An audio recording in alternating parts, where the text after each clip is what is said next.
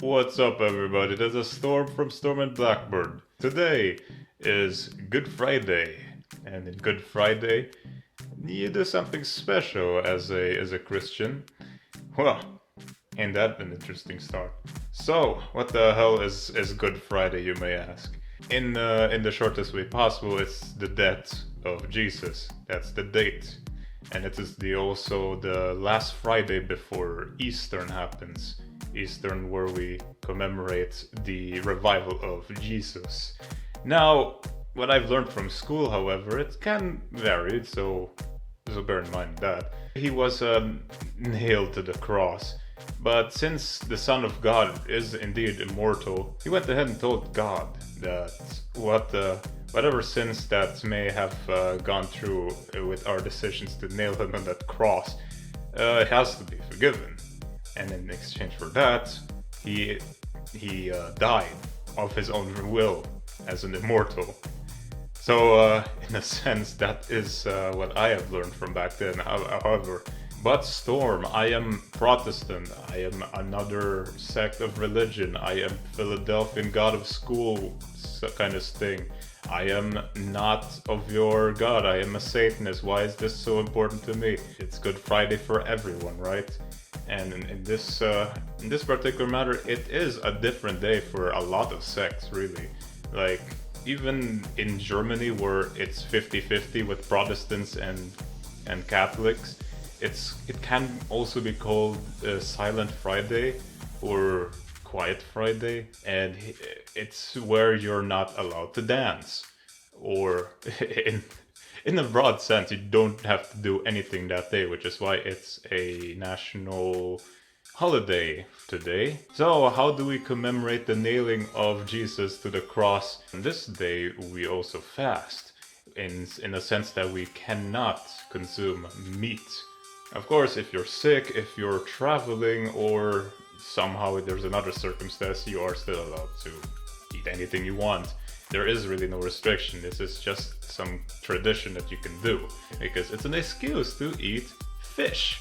That's right, fish is still allowed to eat on Good Friday, because fish has another meaning in Christianity.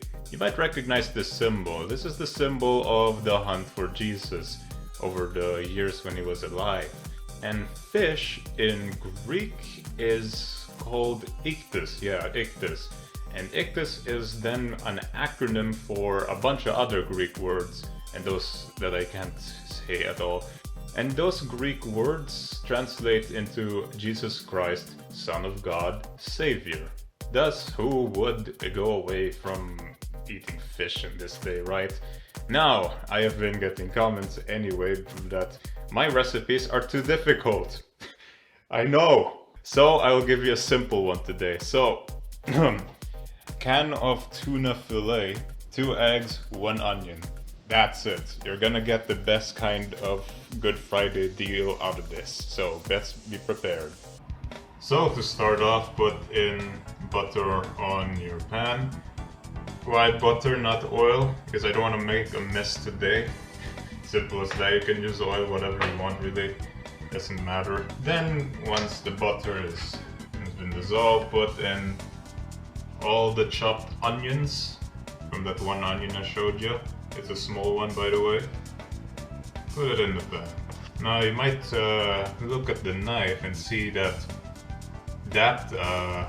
piece of onion, this right here, it's a bit wide, isn't it? Why is it not minced correctly? Like, why isn't it's so damn thin? Because in this kind of recipe, the onions are bigger. I'm gonna show you the reason why soon. But first, get these onions cooking as normally. And before the onions get done, it's time for the secret ingredient of the day. Right here, just curry paste. This is the reason why these onions are as big as they are. Something like this amount, a half a teaspoon. It might be a whole teaspoon at the side of this. But yeah, it's gotta be spicy, otherwise there was no point in making these onions this big. And just put it everywhere on the onions, giving it a great taste when you eventually eat the onions, or actually when you bite them. That's where it even happens. It's great.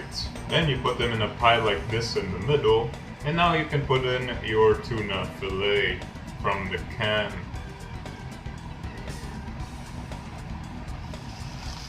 Like so. At this point, mix it up a bit.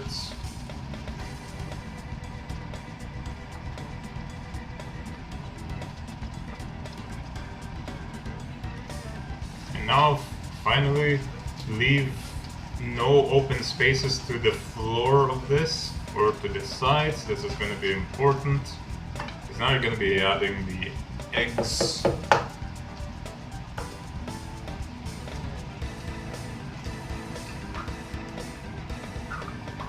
Like so.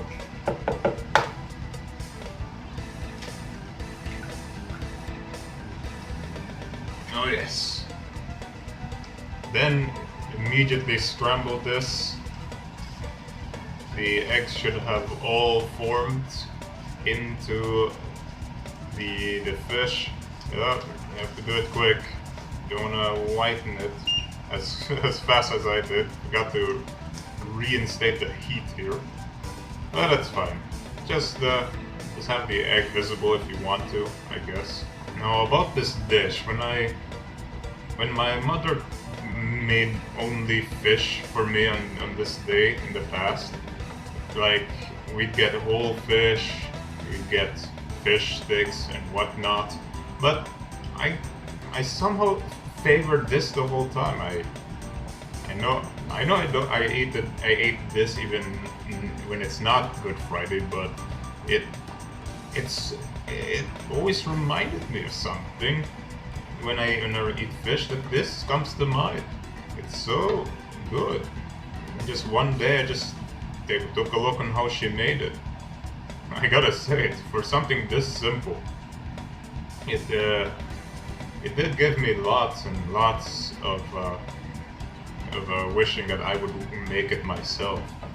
And here I am, doing this for like so many years again and again. And if you feel like the egg is, or the eggs are not dissolving back into, well, eggs, you just don't see the eggs anymore, it means you're clearly done. No, I think the camera just shows everything yellow for some reason, but for me it's all tuna now, which is the finishing point.